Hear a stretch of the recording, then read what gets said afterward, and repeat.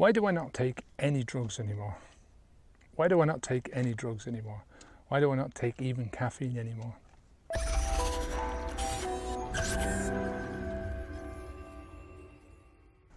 I'm Kevin O'Hara for alcoholmastery.com.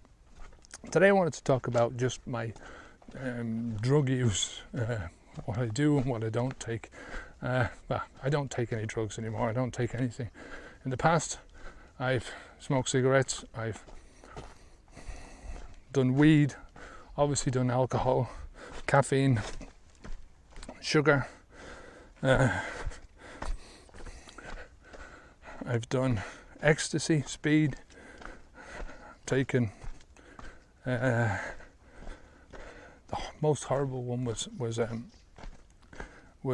LSD. I took that once and never liked it again. But the other things I've taken on occasion: alcohol, cigarettes, sugar, caffeine, done on a regular basis over most of my life. And I recently stopped drinking caffeine, and I did it for sort of it wasn't an experiment. It was I did it because I did it first last year when I did the juice diet, just a juice detox. Right, I detoxed my whole body for a month and just drank juices, and lost a few pounds, but I ended up feeling really good, and I got off a lot of the stuff that I used to take, like salt, processed sugars, and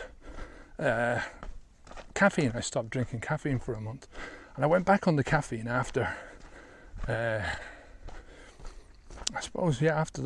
after 2 weeks after the month was finished, so 6 weeks after I stopped. I remember the first cup, and I felt so hyped up. Now I was out walking, I immediately went out walking, so I didn't really notice the effects that much. And I did the same this year. I just decided to stop, and it was nothing to do with the juice diet or anything like that, juice detox. I basically did it because I was getting headaches, and I wasn't sure what the cause of the headaches was. So I stopped drinking coffee, and again I went off it for 5 or 6 weeks, and I all the headaches disappeared, and I started feeling good in myself. When I went off the caffeine for the first time, the headache sort of got worse a little bit, and I started to feel sluggish, and I was getting withdrawal symptoms from the caffeine. But then, after a while, only a short time, I suppose a week, I was grand. I was getting up in the morning. There was no hassle with me at all. So I went around to my sister's. I had the first one. No, I had one at home, and that made me shaky. And I thought, no, I'm not doing it now. But I love the smell of coffee, right? And it's a temptation thing. And maybe a month went by, and I went around to my sister's, and I was talking to my sister, and she said, "Do you want a coffee?" And I could smell it. She'd already made one. And I said, yeah, love coffee, why not? I haven't had one in a while. And my hand started shaking, trembling, really badly. So there's a biker. I'll let him through. Hola, buenas. So my hand started shaking really badly, and I was really sorry that I'd taken it. I'm really sorry that I'd used it. So my decision was to, just not to do it anymore. And I've just tried to eliminate anything that's got the face of a drug on it now.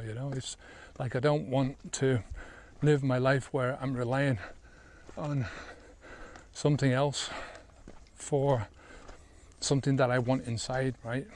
For energy or anything like that.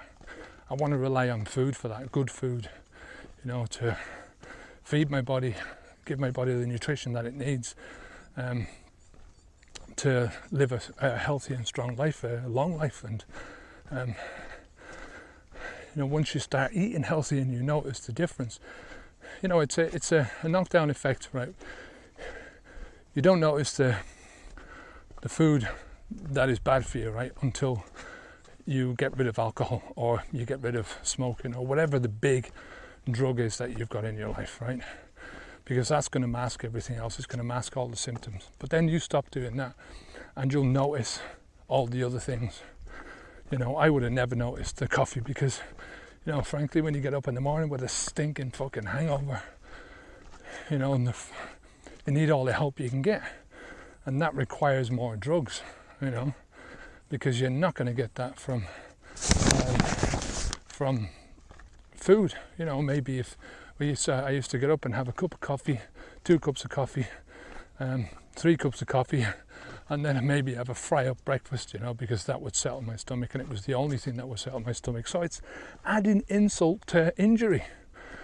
It's taking one shit situation and piling on another shit situation until you've got a big shitstorm, So when you get rid of the alcohol, you start noticing the other parts of your life that are causing you grief or causing you pain, But like I say, the food for me is a big one. This good nutrition, everything that you put into your body should be first and foremost about nutritional value, not about entertainment, but about long-term health and fitness. The same goes for, I want to get my vitality and stuff through my sleep. I want to get regular sleep, get good sleep, be able to, if I need to sleep during the day, to have a siesta and use that. It's a natural part of your system. I have to watch out for bikes here. The bikes come flying down sometimes. Anyway, another way you get your energy and vitality in real life is through your exercise. You get up off your arse and you do something, and when you do something, your body responds. And the fourth way is through your mental enthusiasm. If you've got mental enthusiasm for the goals that you're pursuing in life, then everything else is that's makes it worthwhile, I tell you. And the more that you're chasing and you're facing forwards towards the goals in your life, and you're leaving all this crap behind you, all the booze and the other crap parts of your life that you'll find out once you stop drinking the booze, then you'll build up that big pool of mental enthusiasm that you can take anywhere. So it's like anything in life. If you want to stop something, it takes discipline, but you can either cut down on the coffee, on the alcohol, and gradually do it bit by bit. I recommend that if you're having a preparation stage before you quit, to slowly reduce the amount over that preparation stage, and then by the time you get to your actual quit day, you stop. Right, that's it. You don't put any more in your mouth anymore. And it's the same with coffee. You've got to have the commitment to do it. Be persistent, and it takes effort. Any change is going to take effort in your life, so you've got to put up with that and expect the effort, but know that when you've got something pulling you forward instead of pulling you back, then the effort is a lot easier. The commitment is a lot easier. You don't need as much persistence or willpower or any of that stuff. Whether it's alcohol or cigarettes or caffeine or sugar or any of those stuff, you just do it. It won't take long before you feel the benefits, and once you start feeling the benefits, you'll know that you're on the right track, that you did the right thing, and then for the rest of your life you're free. You don't have to do this again. You struggle and you keep giving in to temptation. All you're doing is prolonging the pain, making the pain worse the more you put in. The more you put in is going to make the situation worse. The more you don't put it in, it's going to make the situation better. So anyway, that's why I don't take any drugs now in life, because we're just You know, if you look at an animal in the wild, right, in its own environment, I don't mean penned up in a field or a zoo or any of that kind of stuff, right? Look at an animal in its own environment, and all it's got is the food that it's eating, the air that it's breathing, and it's healthy. You know, most of these animals are healthy in the natural state when they're not being eaten by something else, or, you know, they haven't been killed by some freak accident or something like that. You know, these are healthy animals. You never see a fat animal in the wild because they just don't do it. You know, they just don't get themselves into that situation because they eat until they're full. They eat the right foods. They get exercise. I don't know about their mental state of mind, but I think when an animal is in its own natural environment, living its own natural life, its mental state is fairly good, you know. You know, and they get enough sleep, and you know, that's what we should be looking at, you know. But we think, oh, we're not animals. Of course we're animals. Same thing, we're same blood and skin and bone and flesh and muscle and brain. You know, we might be more advanced animals in certain respects, but we've done a lot to ourselves to try, you know, to bring ourselves backwards in our evolution by the food that we eat, what we do to ourselves, you know. There's no animal that would do that, you know, only a caged animal. Yeah, anyway.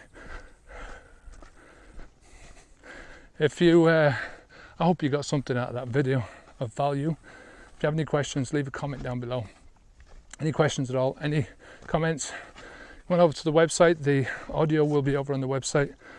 I don't know if I've done the Patreon thing yet, but what I'm trying to do for the month of July, as this video comes out, I'm opening up a Patreon thing where people, if they're interested in becoming patrons of Alcohol Mastery, they can. I'm not sure how it's going to work yet, but you'll find the link over on the website in the sidebar to become a patron of the show. You can contribute as much or as little as you want.